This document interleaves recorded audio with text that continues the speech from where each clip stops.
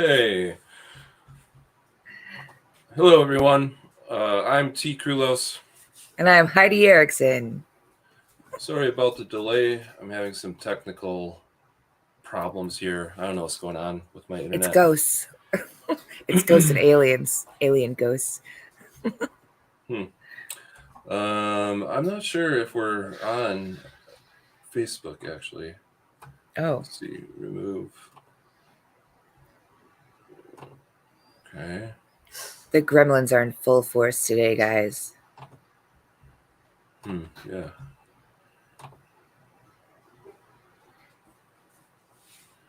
Okay. Should be live on Facebook now.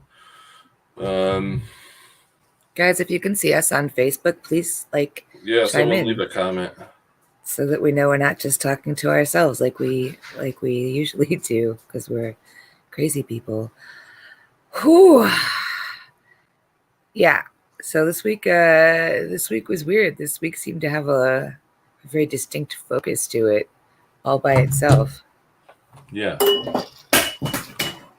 What was that? It's not important. Don't worry about it.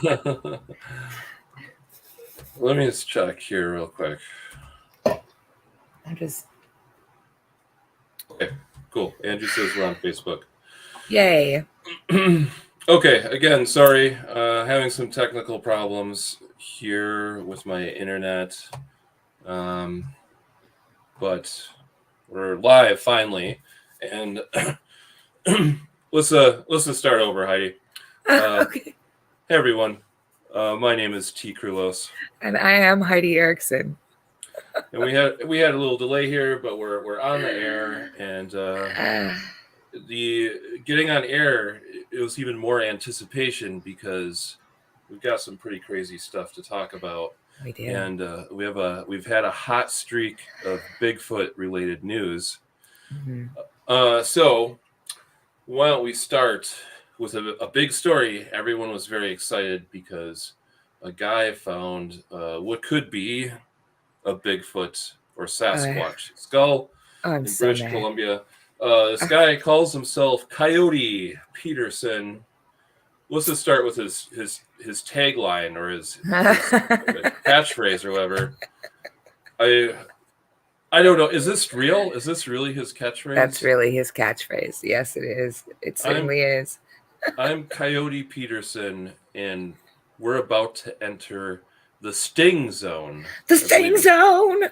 The sting zone. What the hell is the sting zone? Well, here's the thing about Coyote Peterson, not his given name, by the way. He was not christened Coyote by his God-fearing parents. That was a nickname he picked up all by his own self. Also, nobody gave him that name. 100% he decided to just start calling himself Coyote. It's not like anybody was like, you remind me of the wild and noble coyote. Anyway, yeah. So he does this. He thought of it one day and he was like, hey, by the way, everyone calls me Coyote. Just my friends call me Coyote. Sure they do. Yeah, so he does this thing where he's like, if you go to his wiki, it's like he's a naturalist and an outdoor educator. He's not. He's just some dude.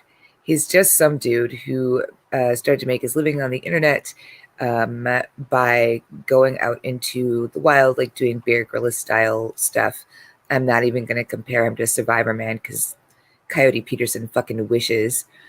But his thing, because he needed a catch, like he needed a hook, he needed a gimmick. So part of what he does is he films himself being stung by the most poisonous animals in the world, specifically the ones with like there's a scale on which people rate how painful a sting is. Mm-hmm. And so he went through and got stung by every animal that was on that scale in the top 10. So I think every single one except a platypus, which apparently has a very unpleasant sting that can also paralyze you for life. So he skipped that one. But he's been stung by like a bullet ant, and like there's an insect called an executioner wasp, which is pretty metal. He's been stung by that. So like when he was losing ratings, what he would do is go out and find the scariest animal he could find and have it sting him. So now his catchphrase is, "I'm about to enter The sting zone. the sting zone." Yep, yep. That's Uh, that. and also, I never really criticize someone's fashion, Oh but my god. he looks like he's dressing a part that he wants, people to be like, wow, this guy looks like he's Indiana Yes, Jones Jr. or, he's got like yes. the standard cryptozoologist hat and Oh my some god. It's not gear. even. And you know someone when they're dressed and you're like, you're trying too hard, you know? You're Yeah, trying to be hard to be someone that you're not. That's what he yeah. kind of looks like to me. In this episode where they find a Bigfoot skull, he is in the Pacific Northwest, and he is wearing what appears to be some cheap knockoff of an Ecuadorian poncho. I'm pretty sure like a safari hat, and some big clunky boots that cost more than my car. And all of it looks like he stole it from his older brother's closet and just slapped it all on. He's just a walking pile of cultural appropriation and cringe-iness. He's terrible. I did actually watch the video because I like suffering, and I was ready to watch it and totally make fun of this guy, because you hear Coyote Peterson found a Bigfoot skull. What is your first reaction? What do you anticipate seeing upon hearing that news? Be honest. Heavy skepticism for sure, just Heavy because skepticism. there's been so many known hoaxes over the years where people have some sort of photo or video and it turns out it's a bummer because it turns out that it's a fake. So Yeah, there were actually people who toured the country with what they claimed was the corpse of a Bigfoot. For oh yeah, remember, yeah, remember that? yes, oh yeah, yeah, Yeah, yeah, yeah, complete and that with was completely fake. completely fake, but they did it for ages, and people Yeah, paid them for it, and they went they in made a and lot of saw money. this big rotten corpse, complete with genuine stinking rotten Bigfoot smell. And people were like, I don't know, it looks like a Bigfoot to me, because they totally know what a Bigfoot looked like. That has happened, but I'd also like to point out that there are many like legitimate scientists that have spent their entire lives and banked their whole careers on the Hmm. idea that, hey, I'm not saying there's Bigfoot or there's not Bigfoot, although some of them, like Professor Meldrum, absolutely have been like, yeah, there's Bigfoot. There's too much scientific. If there was this much scientific evidence of any other animal, we would 100% say, yes, this animal's out there. We just haven't seen it in person yet. And like those are people who've put a great deal on the line and spent a lot of time and a lot of study trying to be like, look, this is an entirely possible possibility. It's not as outlandish as you think. Which is why I'm 100% sure this dickhead Coyote Peterson found a Bigfoot skull, and I'll tell you why. Okay. First of all, because we live in the weirdest possible timeline, and it's just too on brand for our particular universe that these people should spend their whole lives and thousands of dollars in every spare moment that they have trying to prove that this Bigfoot creature exists, and that the proof should come from Coyote fucking Peterson and his TJ Maxx poncho. That just is too. It's too on the nose. It's too on the nose. Yeah. Yep. It's too on the nose. Uh-huh. I went into this video thinking to myself, the universe is strange. Just watch. Just watch. This fucking coyote guy has found a Bigfoot skull. Just watch. But not really thinking that that was real. Not like I didn't actually think that was a thing. He went on the internet and bragged about how he had stolen the skull and tried, like, and had lied to customs officers and passed it through customs, which is, and this is true, maybe a felony. Somebody online pointed out that maybe it wasn't a felony, since technically that creature isn't supposed to exist where he was in BC, Canada, or wherever.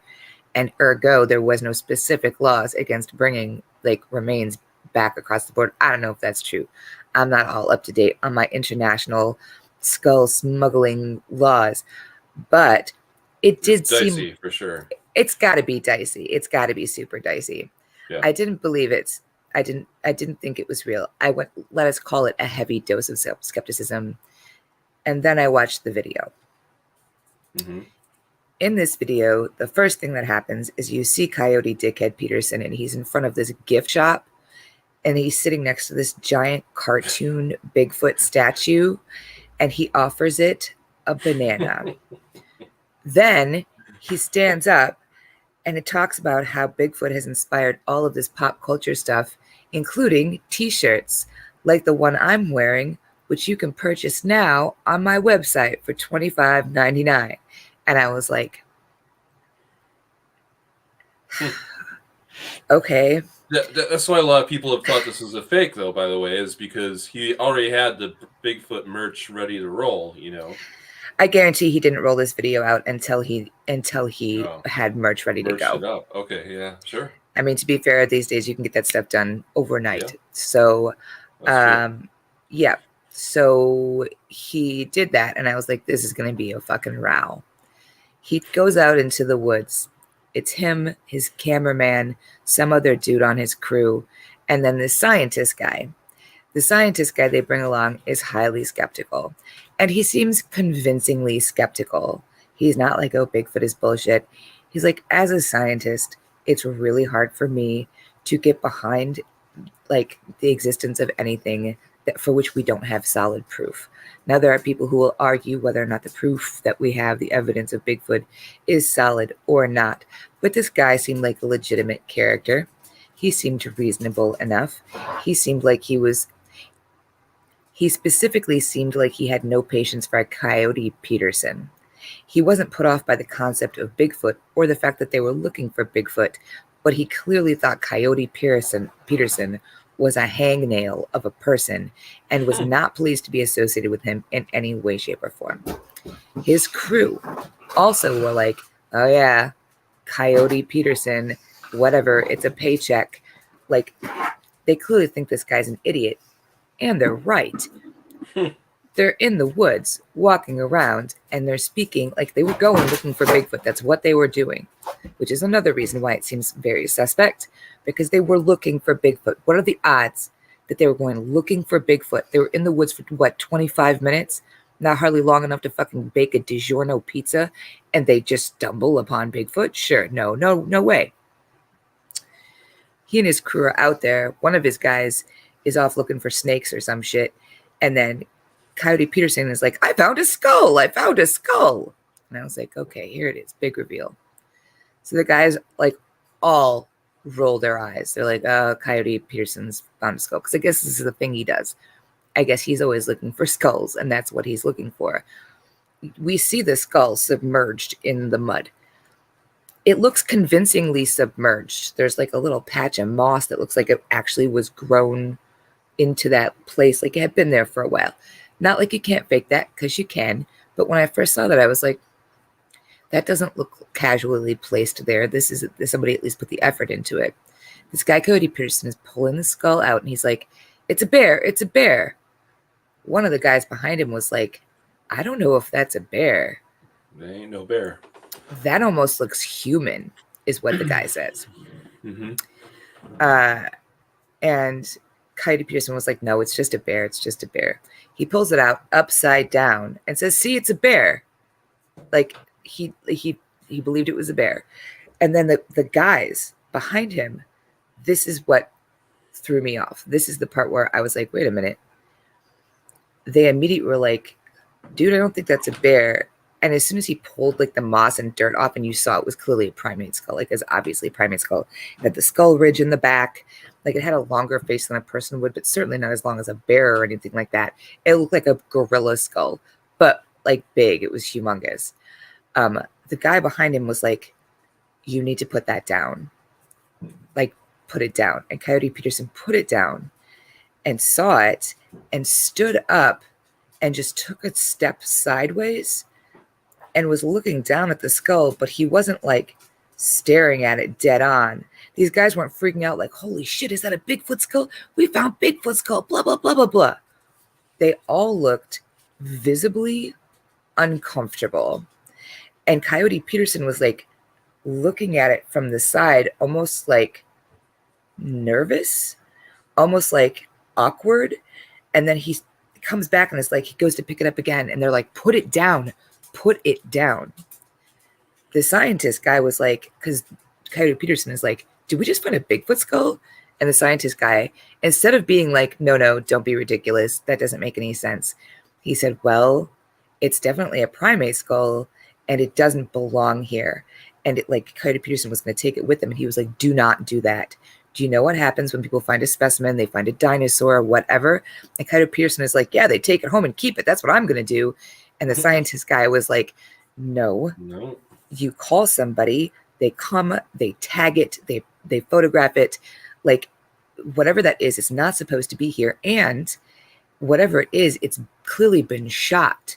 There was a bullet hole, what appeared to be a bullet hole, in the side of the skull. He's like, whatever that is, it looks like it's been shot, which means it's been hunted. There's all kinds of things wrong with this. And if it, like, whatever it is, he wouldn't say it's Bigfoot. He wouldn't even use any words like that. Whatever that is, it doesn't belong here. People need to come here, and like, I'm going to ping it on GPS so they know exactly where to come. Like, put this log here so they can find it. Do not touch it. Leave it alone. Like, somebody needs to come. We need to call the rangers. And they need to, like, he was insistent. And the more that Coyote Peterson was like, why don't we just take, the more this guy was getting like, he seemed to be getting quite angry, and it was believable.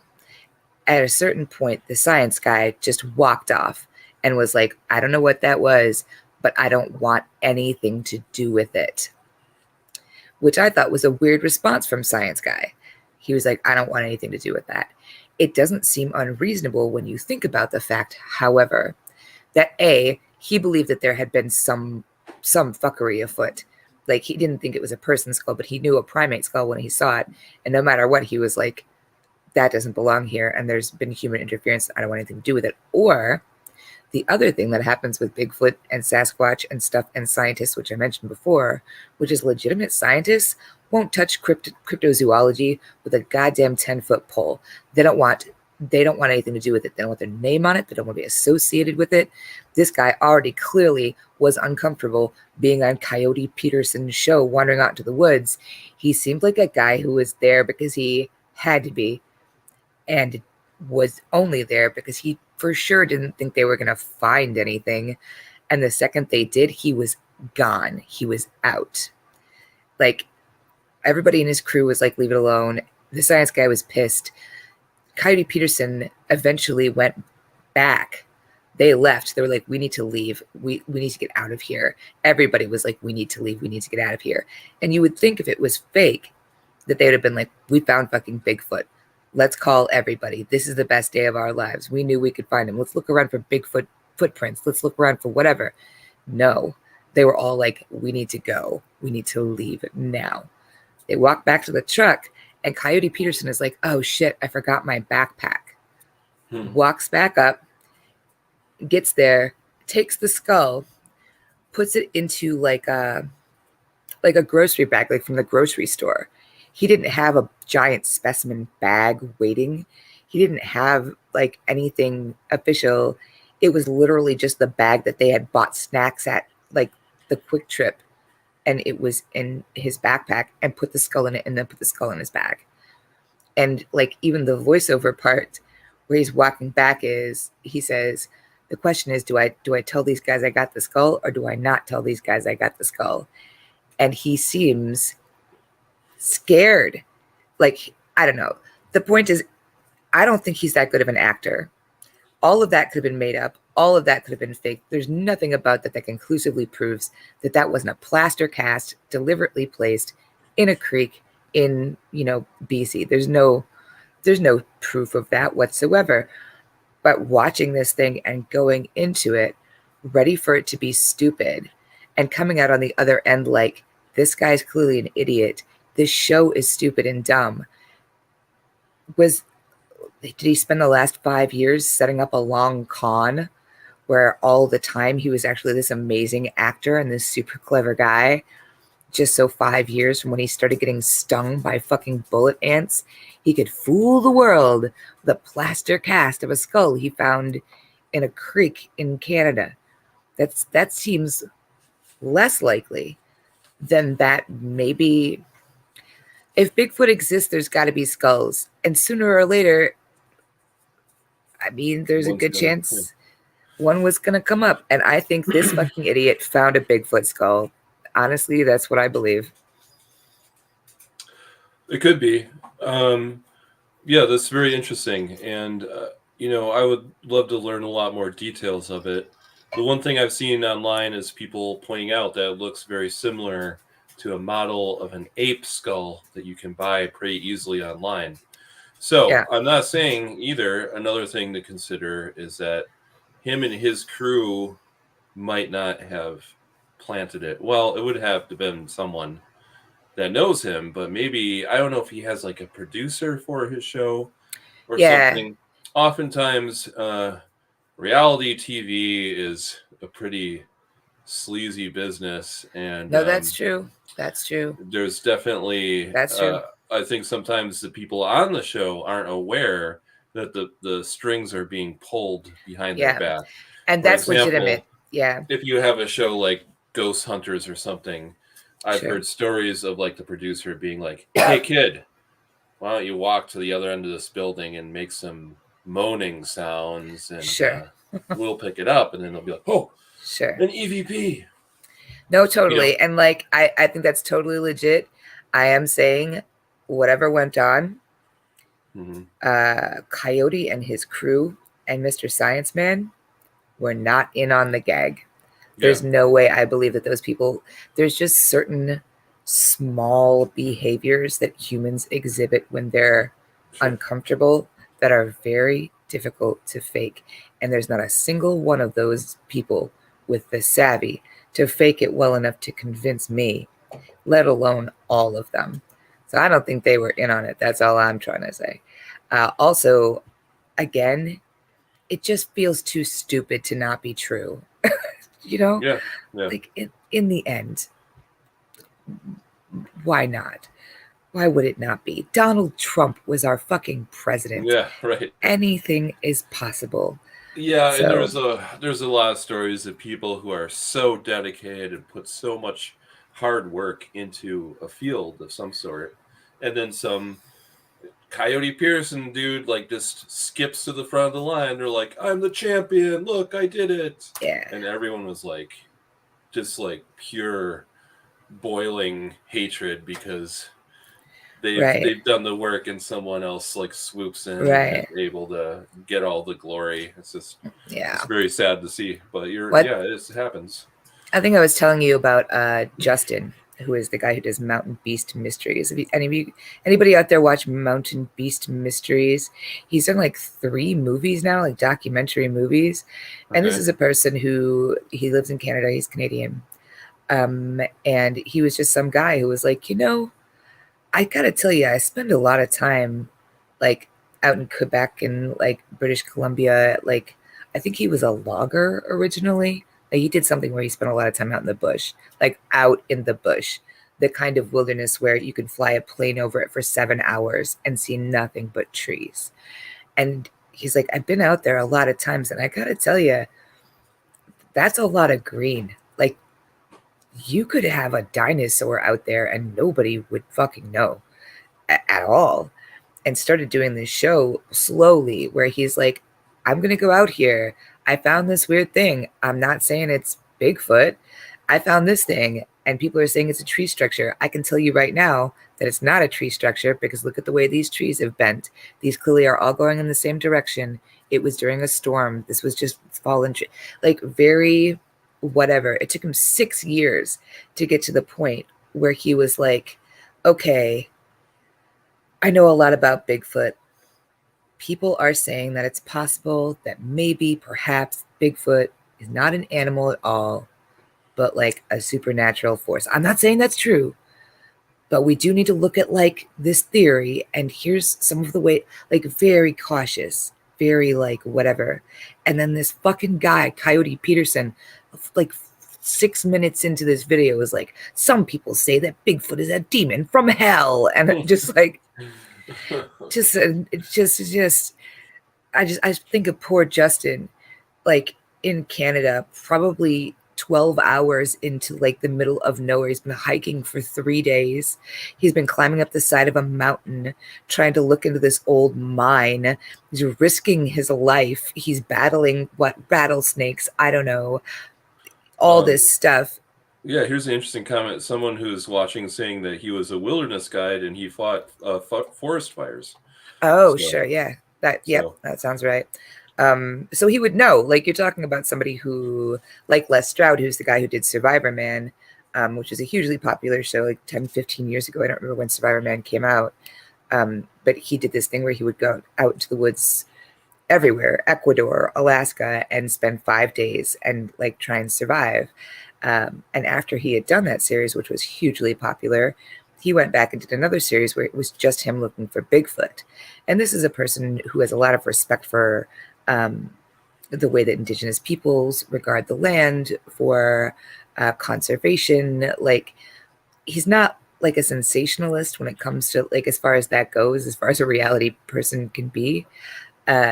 And his whole Bigfoot series was very taciturn, very, very delicate, very like, it feels weird out here. This is what I heard. I'm not saying it's Bigfoot, but that was pretty fucking weird. And here's this footage that I have. And I'm not saying it's Bigfoot, but I don't know how to explain that. And I've been living most of my life in the woods for the last 15 years, like that kind of thing.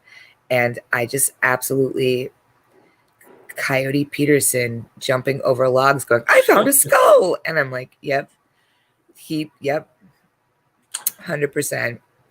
Oh, man. You know who left that comment, by the way?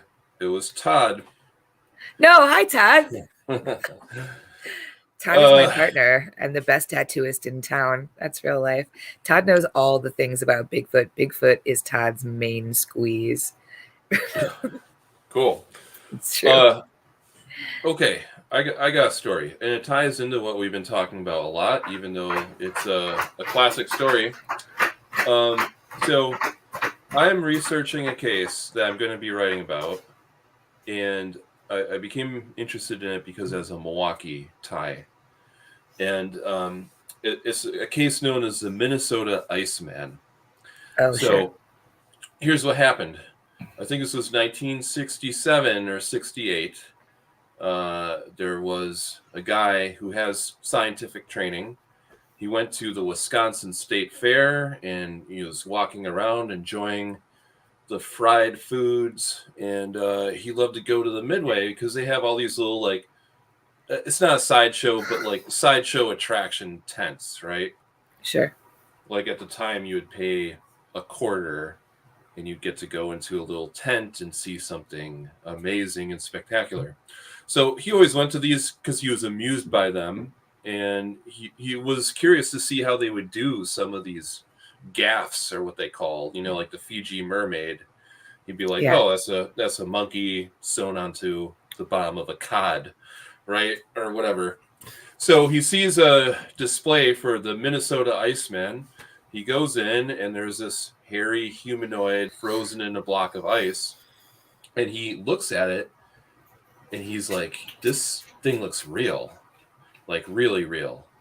So he comes back again later in the day because he can't stop thinking about it. And he keeps going in and examining this thing. And he's noting all of these things that you wouldn't be able to fake on a dummy or something.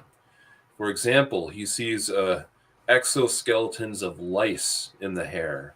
Oh. And, like certain contusions in the face that are stuff that you wouldn't or even could fake. So he became a little bit obsessed about this, and he called a classic cryptozoologist.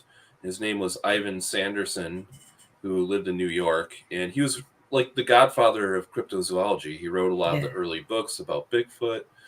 And it happened that he had the other godfather of cryptozoology, Bernard Heuvelmans, who was a Belgian cryptozoologist, was crashing at his pad. So he gets a phone call, and they're like, you know what? Let's hit the road. So, like the Blues Brothers, except of weird shit. That's amazing. Except the OG cryptozoologists. They drove straight from New York to Minnesota because this guy was actually sunglasses on. Yeah, because this guy who had this sideshow attraction was from Minnesota. So they drove up there, they examined it. They also determined that this was a real creature that was frozen in a block of ice. And then they sort of got into an argument with the guy who owned it, which was bad. You don't do that with a carny. No. And they started to threaten him, and they're like, hey, this is like could be considered to be like a human body. You'd be in big trouble for moving this over state lines. That's a felony, right? Like we were talking about earlier. And this guy was like, oh shit, I need to ditch this Iceman.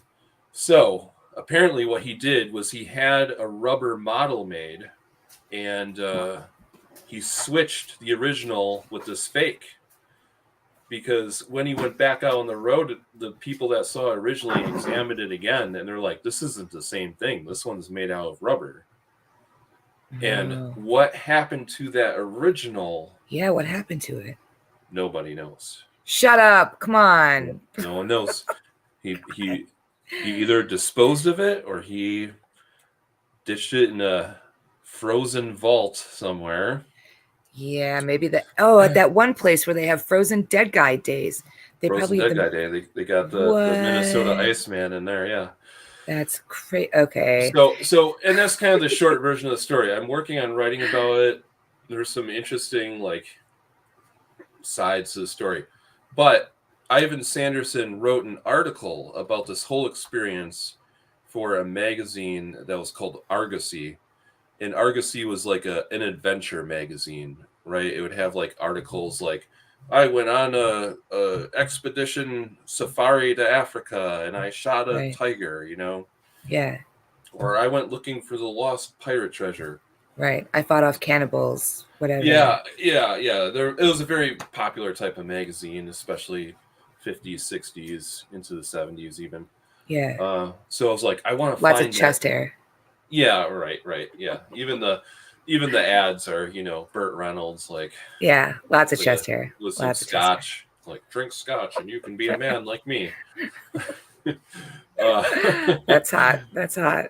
So I was like, I want to find that magazine because I want the original article, because it also included pictures of the Iceman. Of the original one, not the rubber one. Yeah. What? Yeah. And some illustrations that they did where they pointed out different things that they had observed. So I didn't find the magazine, but I found someone had a set of magazine clippings where they had clipped out articles, and they were selling that as a lot. And I was like, okay, better than nothing, because I couldn't find that magazine I looked everywhere. And I found like every issue except for that one. Oh, it's got to be somewhere. Yeah, but this was good because it has, the articles are clipped out of the magazine, and the cover is as well. Did you get it? Yeah. You did get it. What? Yeah. That's amazing. Yeah, let's try to look for it here. Oh, here. What? You have it? Oh, yeah, I got it on my desk. My desk is a huge mess. It's stacked with paperwork everywhere. It's totally ridiculous. But let me see. Yeah, okay. So here's the cover. Argosy, it says. What your found screen in Wisconsin. Oh. Found in Wisconsin, living fossil. Is this the missing link between man and the apes? That's so cool. Yeah. It's got the Iceman's picture on the cover. Wait. So, is that a real photograph? That's a photograph that they took? So on the cover on my right is the actual photograph, and then next to it is sort of an artist's illustration to depict what it would look like, because the photograph, it was very hard to photograph this Iceman because of the ice. Oh, sure. So the photographs, you can see that there's like a humanoid in it, but it's a little blurry and distorted because they're trying to photograph through ice.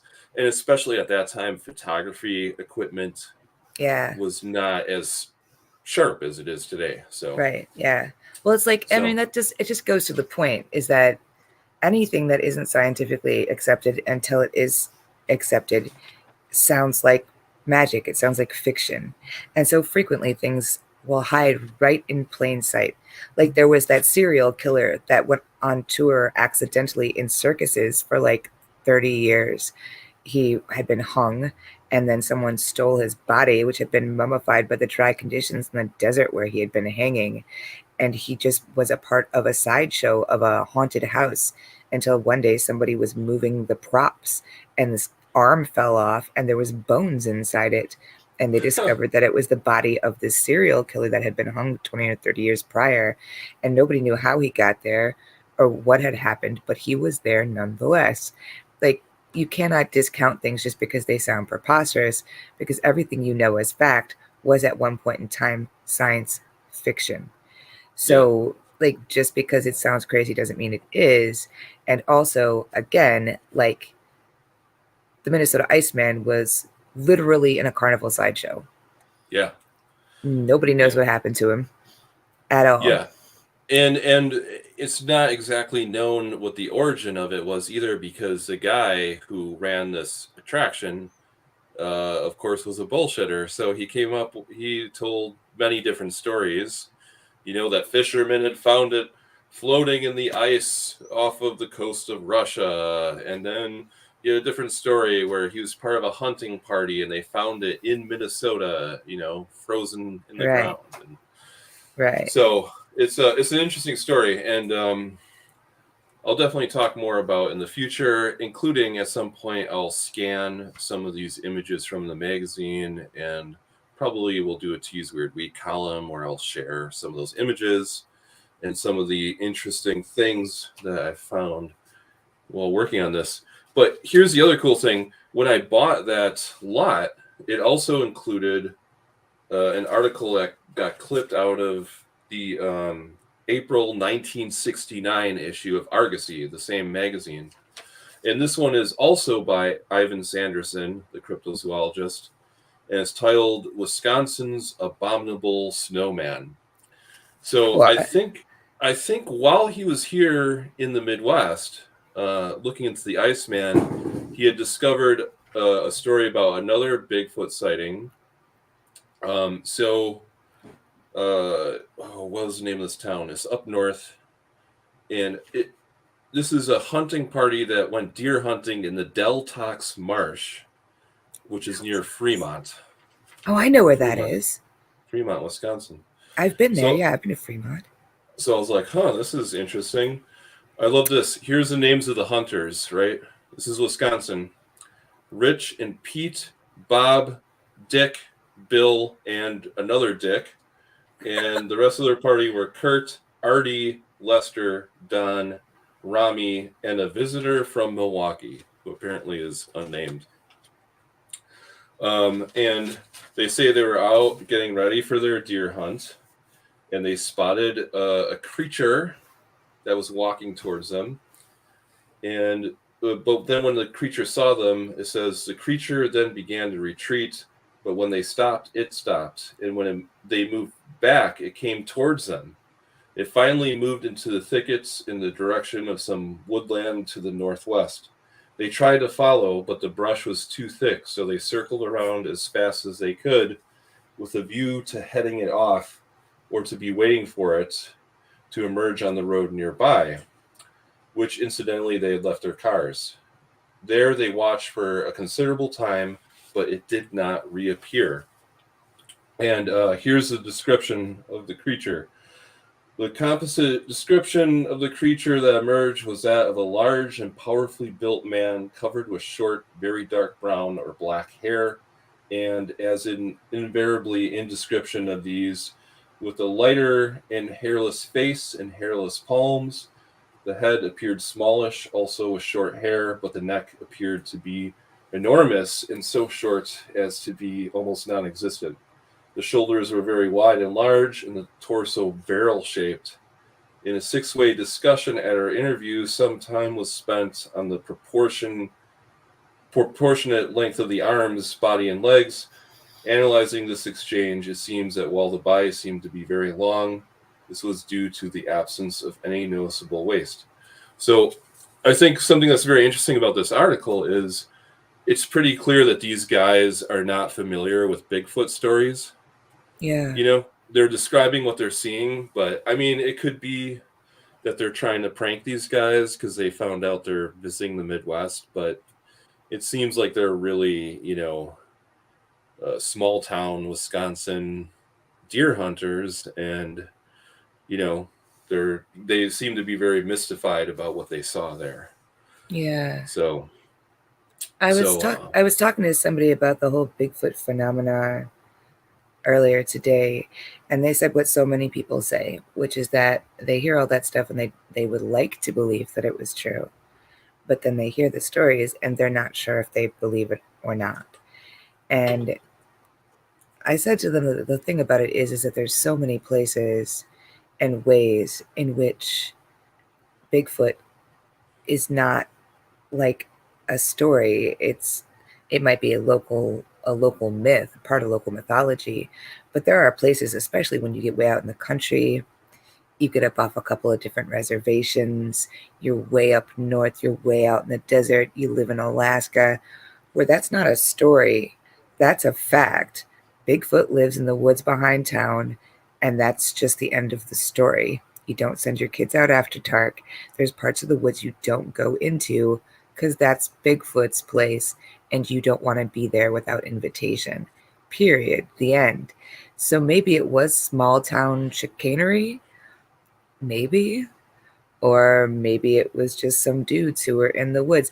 And that makes you think too. Those guys were just out deer hunting. Bob and Dick and Rob and Otto and John and Bill and Dave and the unnamed guy from Milwaukee, who I'm sure just didn't want his wife to know that he was deer hunting. He was probably supposed to be doing something else. Like they were just deer hunting. It's not like they were out there exploring, looking for Bigfoot. They weren't on a cryptozoological slumber party safari. They were just going to deer camp. They're probably just waiting to get up there and drink their Jaeger and play euchre.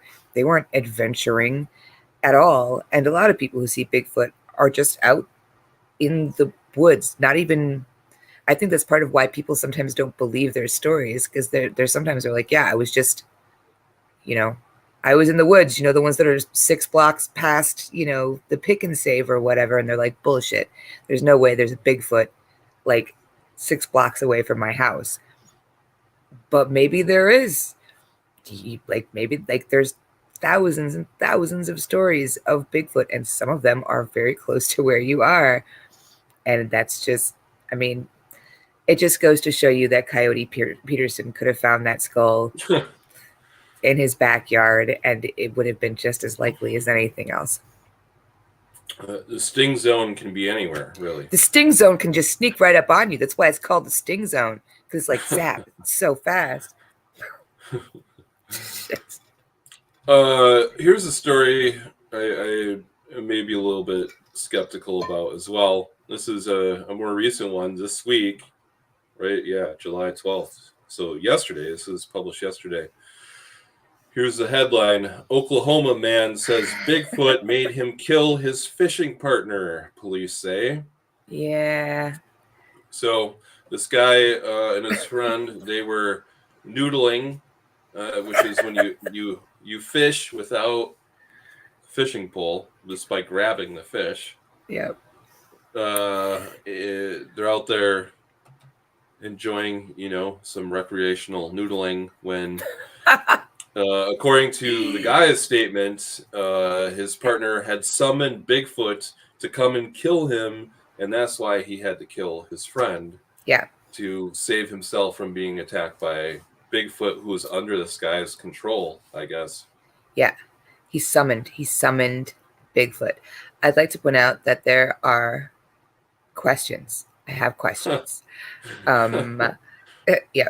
So the sheriff said that this dude appeared to be under the influence of something.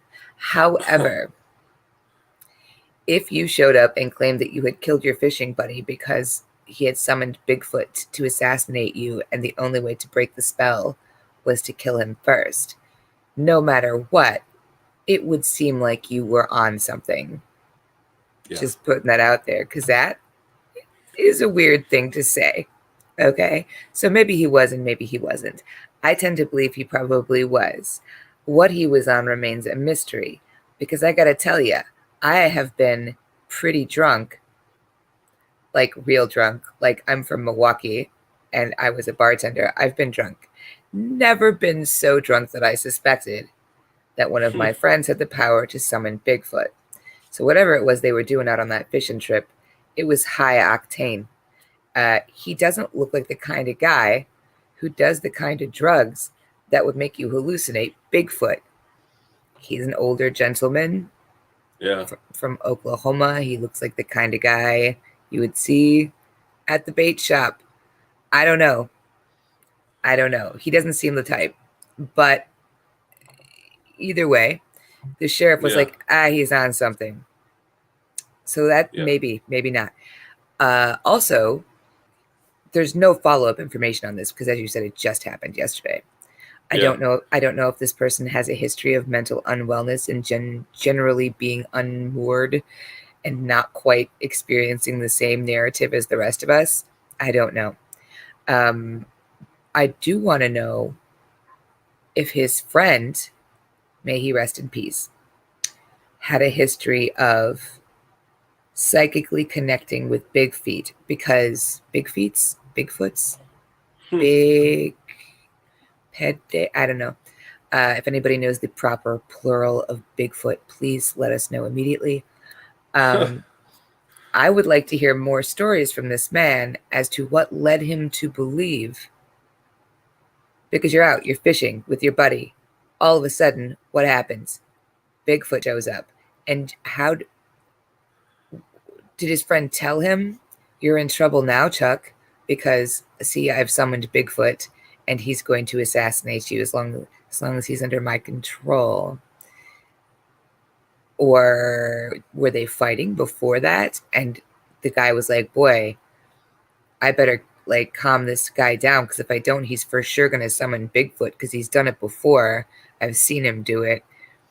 Everybody knows that Dave can summon Bigfoot. What got him to that conclusion is what I would like to know. I have questions. Also, like if if that was legit, like I would think that I wouldn't tell a cop that. I would be like, hey, this guy, he has a friend. I'll give you his description so you can go look for him. All right. He's 8 foot tall. He's very hairy. I'm not sure what his name is. He has a neck so short as to be non-existent. If I saw a Bigfoot and I murdered someone, I would have the self-awareness to be like, they're gonna think I'm crazy when I say Bigfoot, but I try to ease them into it. Yeah, right. You do want to ease them into it. That's going to come as quite a shock. I mean, not just because you want to get away with it, but also because it's just rude. You don't just come out and be like, "Hey, my friend psychically, Bigfoot, there was murder." I don't know what to tell you. I don't know though, because when something truly weird happens, it's hard to lie. When you're in shock because something truly traumatic just happened, you are never going to see, like, the most honest a person is ever going to be is the moment right after something really traumatic or totally weird has happened, because their brain is not able to conjure fiction at that time. It's just not a real thing. It's like scaring the hiccups out of somebody. You can scare the bullshit out of somebody, but just having your friend summon Bigfoot to assassinate them, will have a real hard time telling a lie after that, at least for a while. Yeah. This guy's name, by the way, his name is Larry Sanders. He's 53, and he's charged with first-degree murder. And we'll keep an eye on that story to see what goes on if there's a trial. He didn't get caught either. Larry didn't get caught. He turned himself in. Mm-hmm. They couldn't even properly arrest him after he had confessed, because they hadn't found the dude's body yet. The big concern that the DA has, and he says this in the article, is that they still have to prove that Larry even killed this guy, because his story is so outrageous that, like, they could be like, that's not what happened at all. Larry was super high. Actually, it was Bigfoot that killed his fishing buddy. He just had the details a little fuzzy because he was super high, right? Yeah. Yeah. Right. Super fuzzy as a Bigfoot photograph. As fuzzy as That's how fuzzy. Bigfoot's backside.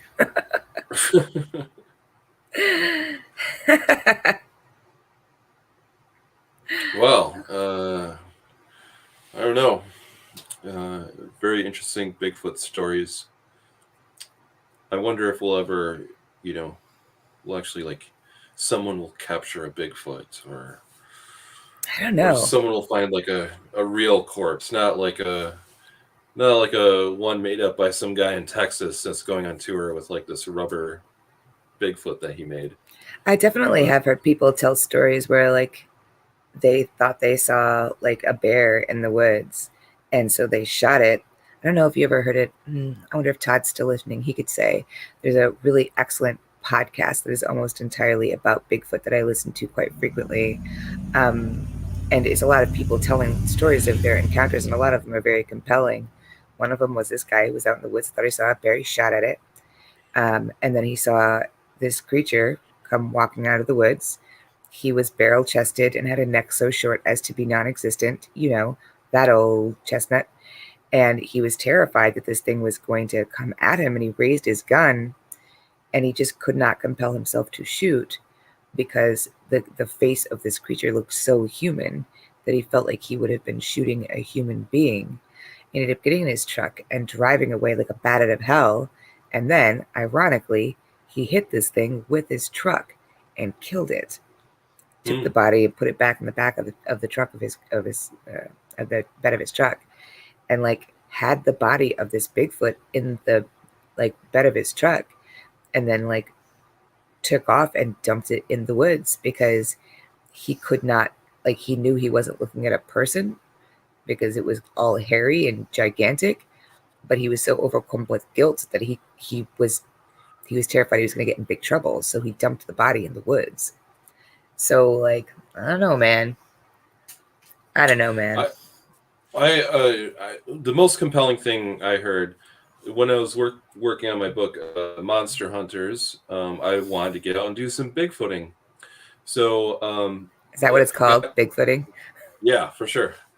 I got out with a guy named Jim Sherman. He's from Michigan. Really nice guy, real normal guy. He's like a high school history teacher. And he was like, all right, you want to go out with me? I'm doing an investigation at a farm in the middle of nowhere in Michigan. And I was like, right on. So I camped out for the weekend there. And the couple that owned the farm, they were very convinced that there was a Bigfoot hanging around. And I think the story that creeped me out so much, just because it's so dramatic, is they said they knew when the Bigfoot was approaching because they would hear their neighbors far, far down the road, their dogs would start barking. And then, a couple minutes later, a house closer to them, the dogs would start going nuts. Oh my god. And then eventually it would come to their farm and their dogs would go absolutely bonkers. Their horses would, start running around and were very scared. And sometimes rocks would be thrown at their house and at the barn. And when they would go back out, they would find that things had been moved around and like gates had been opened. And wow. it seemed, I was like, ugh, that's actually creeping me out a lot.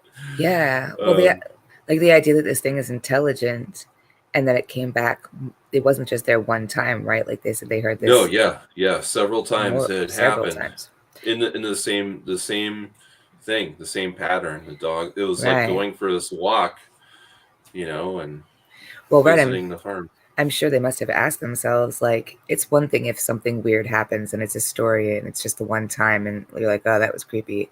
But it kept on coming back. They must have had to ask themselves why it kept coming back. Like, its business wasn't finished the first time. What is it? What is the end game here for Bigfoot to be on their property all the time? It's fucking creepy. Yeah. It's fucking creepy. Yeah, they said they would sometimes, they would go out at night and they'd hear very loud growling sound or hear something obviously pretty big walking through the woods. And they were, again, didn't seem like people that had anything to gain for lying. They seemed very straightforward and honest, and had called Jim because they were concerned and wanted to Yeah. figure out what was going on. Yeah, and I feel like So, people always want to discredit folks who say stuff like that by saying things like, you live out in the country, like you said it was in Minnesota. So Michigan. Michigan. So like there's Yeah. bears, there's deer, there's all kinds of big creatures out there and stuff, but people who live out in the country and have lived out in the country all their lives, they know what a bear sounds like. Like you know what a Yeah. bear sounds like. You know what a deer sounds like. You become familiar with that stuff and you become in tune with those kind of things when you're not living in the city. When like you can hear those sounds all the time, you smell those smells all the time. We're still just monkeys, we're animals. You get accustomed to it. For it to be weird enough for people who have lived out there their whole lives to be like, what the fuck is that? That's concerning. Like, what the fuck was it? Did you Hey, guys? I forgot to use the spanner. We got the spanner. It says, I'll tell you who it was. The damn The Bigfoot. damn Bigfoot. What Oh, were you that gonna would. say? I was gonna say that this was great. Next week, let's do vampires. Okay. That sounds good. It's about time we had a good long talk about Bigfoot. So I'm glad that we made that Right? happen this You week. gotta give that guy his due. Like that's your classic American. Like you know what I mean? Bigfoot for president, 2024. He's American as apple pie. That guy. He's American as baseball, apple pie, and Bigfoot. Don't you know? It really is. It really is. Oh man, it's a lot. Okay. It's a Well, lot I to think live that's a with. good note to end this week on. Yeah, Hopefully, I get my internet uh, problems sorted out, so next week we can start in a timely fashion. But I'm glad that we were able to get online. I was afraid we are gonna have to cancel again tonight. yeah. But I would have been. I would have thanks been everyone. crushed to miss this conversation. Yes, and thanks to everyone who's been watching. A lot of people have been leaving comments. You can check out those comments in the Tease Weird Week Facebook group. Is where we broadcast this live, usually on Tuesdays, unless we have an internet disaster. But lots of weird stuff happening. So we're going to be back next week with some more Tease Weird Week news. Have a good night, everyone. Good night, everybody.